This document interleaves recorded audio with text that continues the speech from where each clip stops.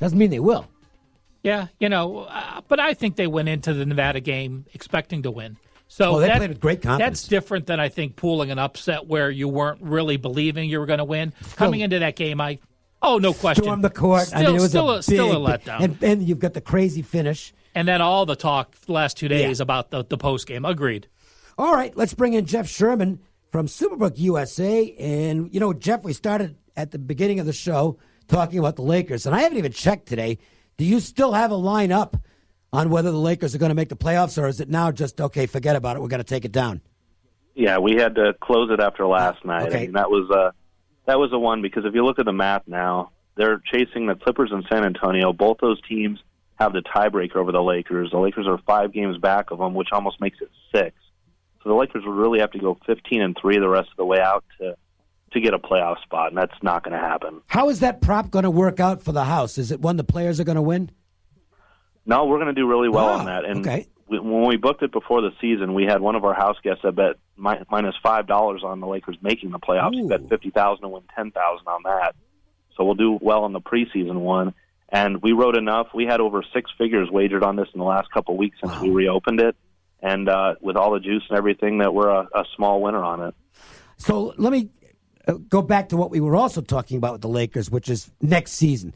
And how much do the Lakers have to look at this management and say, okay, LeBron is still a great player, but he's not the best player in the league anymore?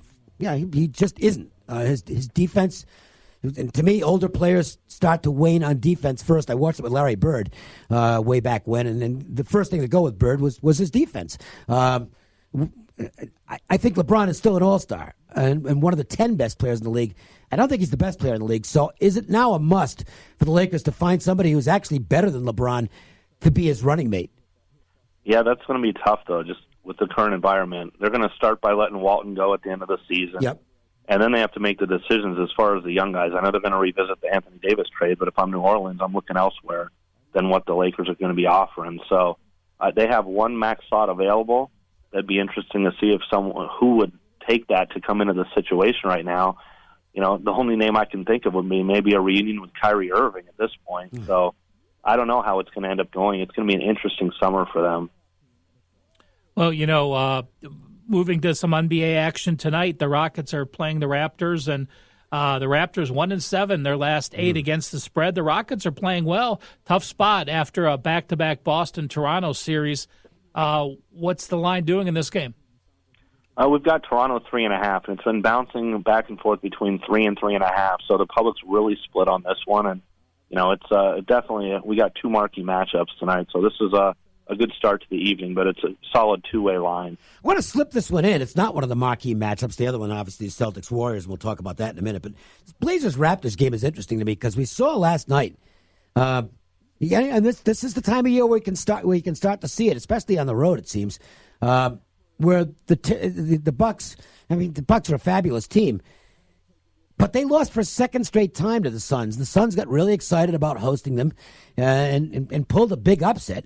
And, I'm not saying Portland's at that level, but it's still kind of one of those games where Memphis, the players might get a little excited about playing one of the top 4 teams in the Western Conference. And, it kind of looks like it might be a tricky spot for Portland. Yeah, it's a thick number to be laying on the road. I know Portland's had a great East Coast road trip, and but here they get Conley back in the lineup for Memphis, and he's really the one that dictates the tempo and everything for that team. So it's tough for Portland to lay a number like that, even though they've been playing well. If I had to look for a side, I wouldn't lay the points. I'd take it. Well, okay, we have the Celtics, who are 1-6 straight up their last 7 games, and have dropped to the 5 spot in the East. And you can't even win games outright as a double-digit favorite. So now you go to Golden State, and you're only getting a touchdown, and I think it's come down more than that. And and then you have the Warriors, who are 1-9 against the spread as a favorite. So Klay Thompson being out obviously affects the line. Are people betting Boston, or are people betting against the Warriors? We've seen steady Boston money in this one. We had it 8. We made an adjustment to Golden State -7 when Thompson went out, and then some sharp money took 7, so we went to 6.5. But the public's even siding with Boston a little bit in this one. And I know Boston's played well in Golden State the last couple of years, so It might be a situation where we've seen Boston throughout the season, even when they've been playing poorly, play to their competition. And so they played well against the good teams, other than last week against Toronto. But they've generally played well against the good teams and poor against the poor teams. I mentioned they're in the 5 slot right now in the East. Now, the media and the fans, we're all going to look at this and say, boy, it's really important for them to try and catch up to Philly and get the home court advantage for whoever they play in round 1, which looks like it might be Philly.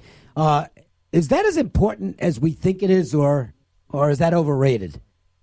Yeah, I mean, the way that I see this playing out, Indiana has a tough schedule coming up. They're going to fall to the 4 spot. Philly will end up with the 3 spot, and it's going to be Indiana and Boston in the first round. So it's not going to matter if Boston has home court or not. They'll still be a sizable favorite in that series and expected to come out of it. Let's talk about conference tournament action because it's underway. March Madness is officially here, and the conference tournaments that are underway right now are obviously not the big ones, but talk about what's coming up in terms of betting options because, unlike the regular season where it's just, okay, well, here's the spread and the total for the game, you've got a lot more come conference tournament time. Oh, there's no doubt, and we got a ton up yesterday. We got 12 conference tournament outright wagers available, all the way up to the West Coast Conference, which is played in town here. Gonzaga, 1-15 favorite to win that one. And we even had it start yesterday with the Atlantic Sun. And just today, even after yesterday's games, they resumed Thursday, and Ed went ahead and updated the odds on that tournament. So we still have 12 available at this point, and into next week we'll add the rest of them as it gets going into those tournaments. Another reason to have the mobile app because that stuff's all on there, and it's just easier to study it when it's in the palm of your hand and easier to bet it as well. Dave, especially those conference tournaments, when you're watching a game one night at 9 o'clock and they're having to put up a line that next morning for those teams, they don't have the ability to check out every injury, every situation. I mean, to have the app now is the most important time with playing multiple days and multiple games where you may be playing 12 hours after the next tip-off like you do in the Missouri Valley. So, great spot. It's the Golden Knights on a roll since the Stone Age.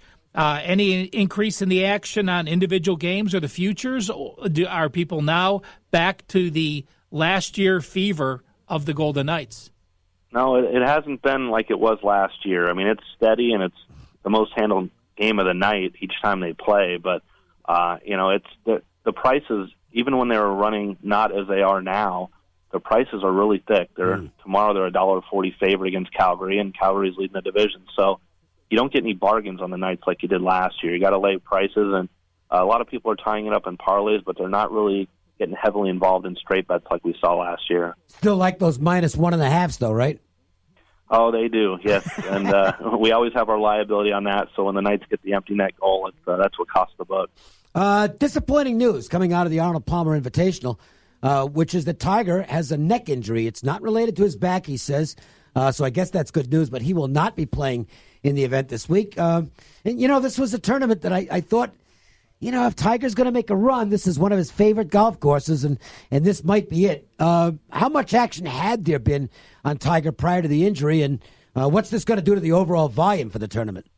Well, he ended up pulling out yesterday morning prior to me getting the odds up. So I didn't see anything with that, and I was able to get a clean sheet together, and everyone's odds pretty much settled at that point. So we have McIlroy, the 7-1 favorite, Rose at 10, Koepka and Fowler, who each finished second last week, are 12-1. So it's a solid field, but the handle's not going to be as strong as if Tiger were playing. The interesting thing to me is to see now the Players' Championship is next week, and hopefully Tiger can play, and if he doesn't, that's going to be a telling sign leading up to the Masters. Yeah, I would agree with that. Now, this just the way it runs sometimes in golf, where you'll get these little stretches where somebody you never heard of basically wins, and it'll happen for like 2 or 3 weeks in a row. Had a big tournament, yeah. I mean, Mitchell gets the win last week. And what were the odds on him going into Sunday? Yeah, exactly my question. Was he part of the field, or was he actually odd? Was he lined? He was part of the field in the original pool, and I had the field at 10-1. On the market, you could have found him anywhere from 150 to 200-1. Wow. He was not in good form. He had missed 3 out of his last 4 cuts, so he didn't quite make my list of 79 golfers. And I think that's 2 weeks in a row that the field has come in now. Yeah, and that's why these run they run in streaks. So is there maybe somebody in the field this week that you're kind of giving a look to?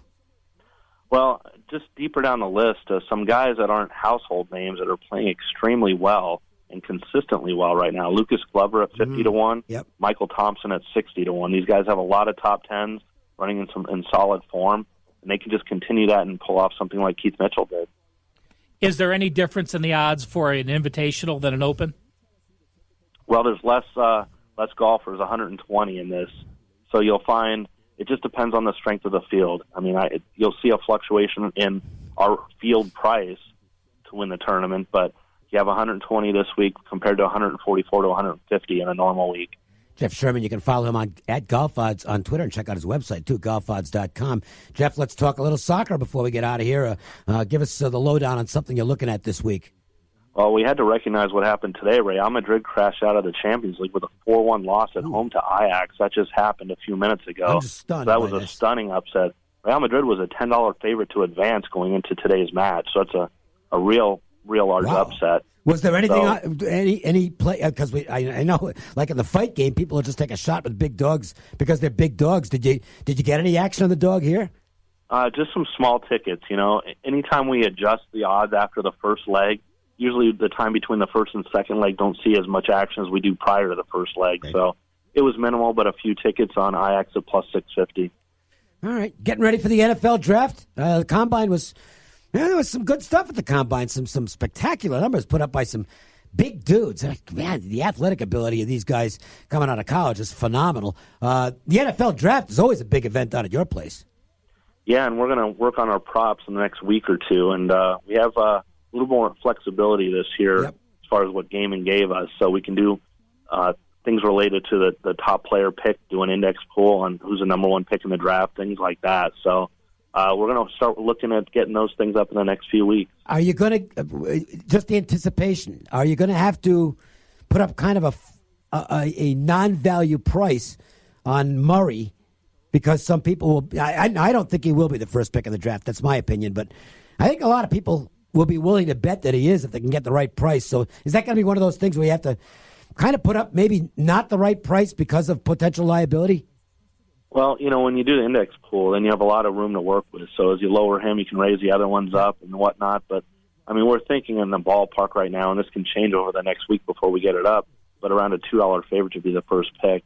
And Bosa I know right the Cardinals are really looking at him right now. Boy, I still like Bosa. Will Bosa be the number two player? Yeah, I mean, it's right up there. So, I mean, it's tough to figure on this, but he's expected to be right now. Gotcha. Who would you take? I got to tell you, I mean, for me, I absolutely take Bosa. I think he's just, I think he's going to be a Hall of Fame talent. And I think you just take a guy like that at number one. But I understand the lure with Murray. Who would you take?